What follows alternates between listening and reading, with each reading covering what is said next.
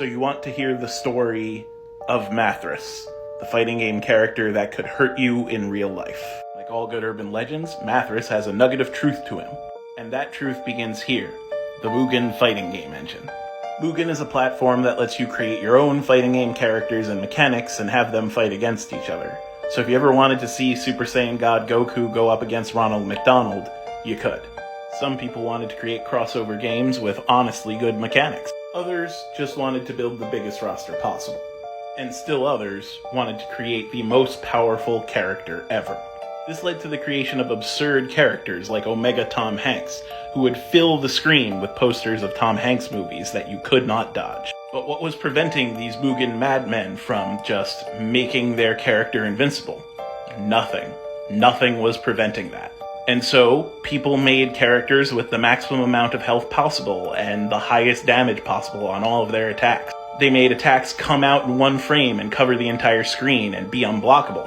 But power wasn't enough. Soon characters were made with no hurt boxes, characters that literally couldn't die. And that wasn't enough either. Mugen designers needed to find a way to kill the unkillable. And so, the cheapies were created. And the cheapie war began. Cheapies were characters that exploited vulnerabilities in Mugen's code.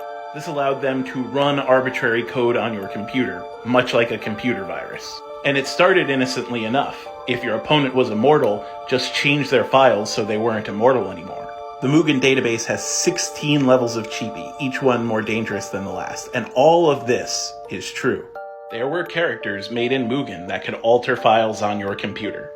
Mathrus, the god of Mugen, supposedly was the most dangerous of them all. When this character was loaded into a match, it would run independent code on your computer. That code would do all the normal creepy stuff like delete Mugen and delete your characters, but it would also destroy your computer. It would delete everything, and it would create a boot routine that would exploit your physical drives like hard drives and disk drives that would make them wear themselves out and physically break. Mathrus was a fighting game character that broke your computer. He didn't just beat your opponent, he beat you.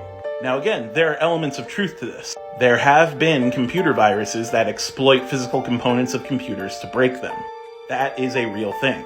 It's also part of the legend that Mathrus was such a problem that all mention of him had to be scrubbed from forums and databases. And there's elements of truth to that too. People who are looking for Mugen characters that can harm a computer or spread a computer virus are often deleted from forums and databases. But is Mathrus himself real?